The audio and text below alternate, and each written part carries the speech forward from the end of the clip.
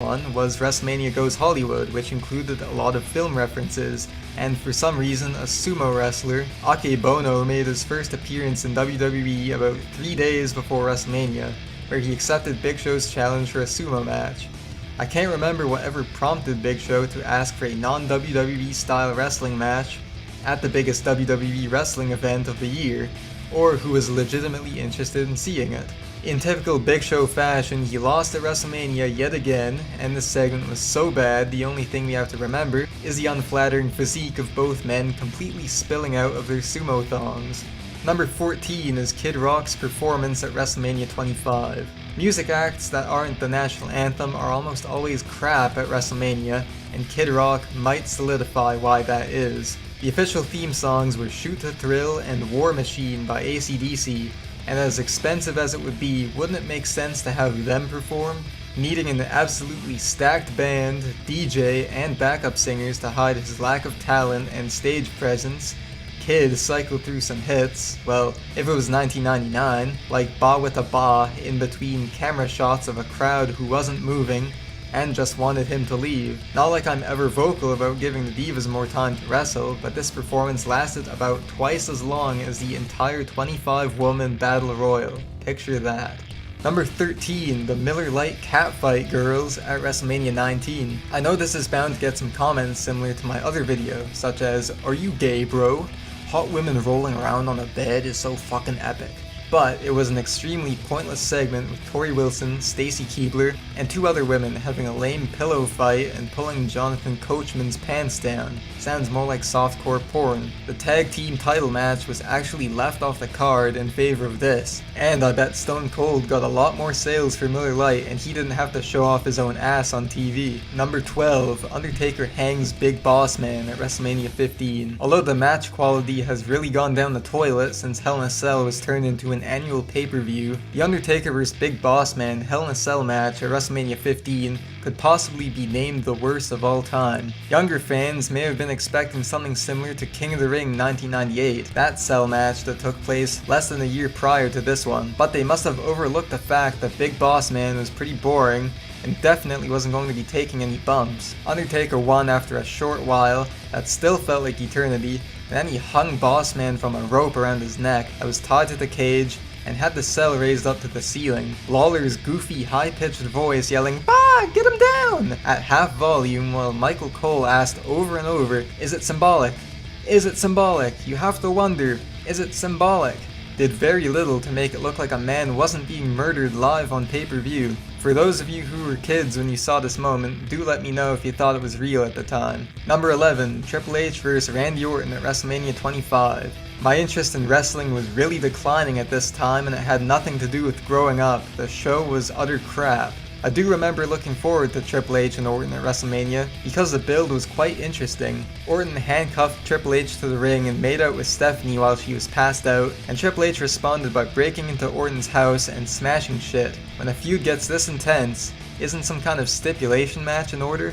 Hell in a Cell, TLC, no disqualification at least? The opposite and most idiotic thing happened instead. It was announced that Triple H would lose the title if he got disqualified. How the hell does that make sense? What followed was a boring, miserable match that felt like the main event of Raw, a main event that I would probably skip. The crowd was completely drained from the streak match earlier, which should have closed the show in the first place, and I don't think you'll find anyone who will disagree. Number 10, Stone Cold turns heel at WrestleMania 17. Hear me out before typing a comment. The main event of Stone Cold vs. The Rock was one of the best of all time, not doubting that at all. However, the ending was kind of a misfire. Mr. McMahon breaks up The Rock's pin and hands Austin a chair, allowing him to win the title. The crowd cheered anyway because according to Austin in his book, the crowd thought Vince was turning face until they shook hands at the end of the show. A lot of fans think this heel turn from Stone Cold was unnecessary, and despite the argument that he needed to change his character to stay fresh, all he ended up doing for a while was strumming a guitar and singing off key, which I thought was really annoying. Some people also wonder if this moment ended the Attitude Era. However, I think that it was going to end anyways, no matter if Stone Cold won, lost, turned heel, stayed face, whatever, but you can discuss that if you want. Number 9, Bret Hart vs. Mr. McMahon at WrestleMania 26. This would have been an epic match for the ages if it had taken place before the year 2000, since the Montreal Screwjob would still be fresh in everyone's mind and Bret could still, wrestle or talk.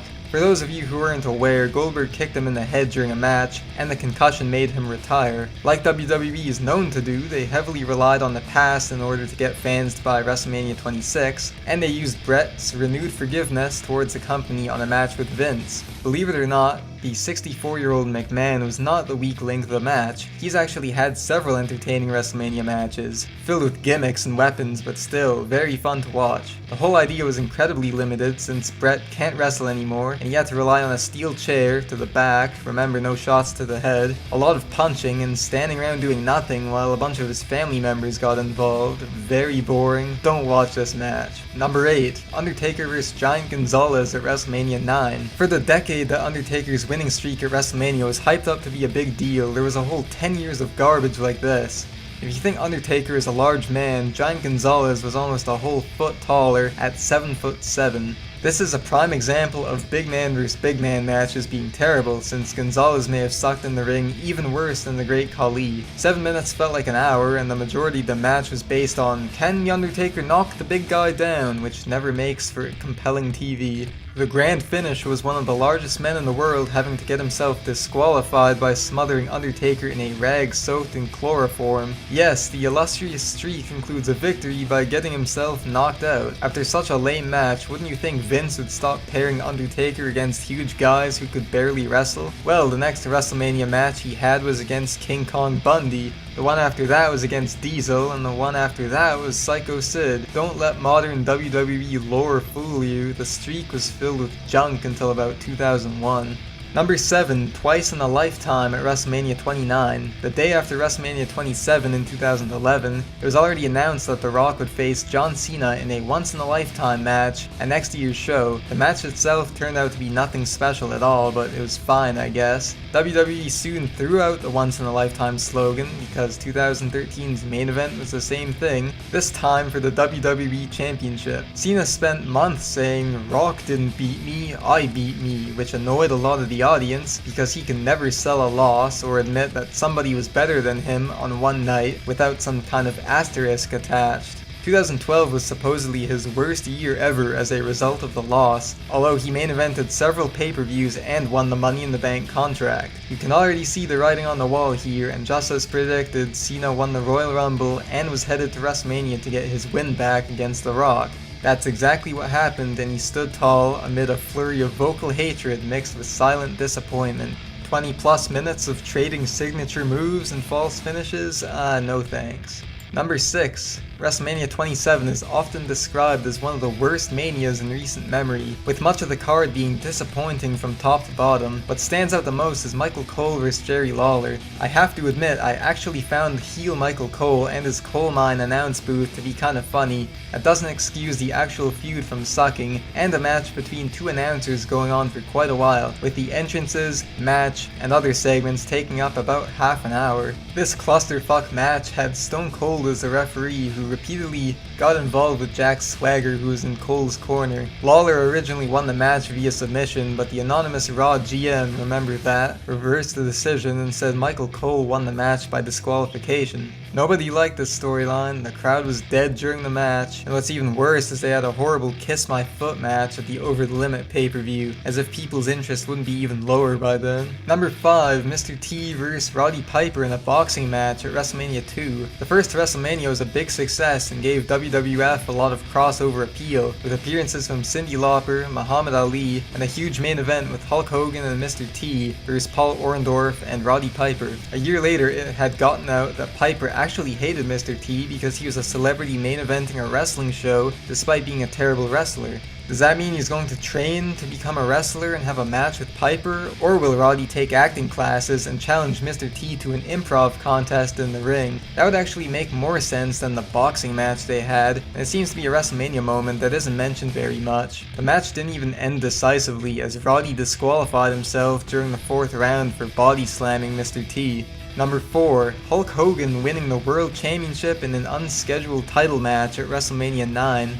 After the fans were treated to a show including Undertaker vs Giant Gonzalez and Doink the Clown vs Crush, the buy-rate killing main event was Yokozuna vs Bret Hart for the WWF title. Most likely due to Yoko weighing over 500 pounds, the main event title match at WrestleMania went on for less than 9 minutes. Hulk Hogan ran down to the ring to check on Bret afterwards and was challenged to an impromptu title match, which he won in 22 seconds. Much like Roman Reigns now, a sizable chunk of fans were completely sick of Hogan at this point, and the company had to edit their VHS releases to cover up the crowd booing him. So walking out of WrestleMania as the champion was the final blow to make this one of the worst WrestleManias ever. After politicking to get the belt again despite being about to leave the company, Hogan didn't appear on TV again for several months until he was forced to lose the title on his way out.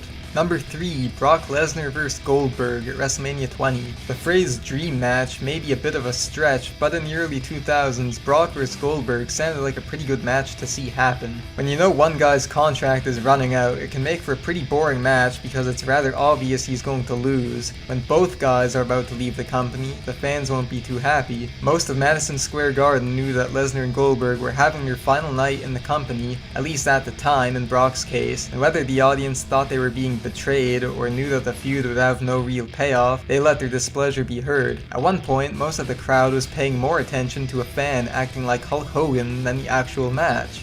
The poor reaction helped cause or at least intensify what was already a botch fest between two guys who didn't give a damn about doing a good job. Steve Austin was the referee, and the only cheers given were when he stunned both men after a total shitfest of a match. Number 2, can we just say WrestleMania 2 as a whole was total garbage? I'm not listing the entire show as an item on this list, or complaining about specific or individual match quality, although I'm sure it was probably crap, I haven't seen most of it, but the planning and execution of the event. At the very least, I'll say Vince was trying new ideas to expand the company, and I know he was trying to see what would work and what wouldn't work in the early days of pay-per-view, but still. You look at WrestleMania 1, see how big that was. Why would it make sense to then fill 3 arenas across the United States and try to split the card between cities? Maybe this would work better if it sounded like a promotional slogan, like WrestleMania 2 will be so big it needs 2 arenas, each with its own main event. What really happened was each building getting 4 matches, most of which had the quality of a house show, and then showing the rest of the pay-per-view on monitors hanging up in the arena.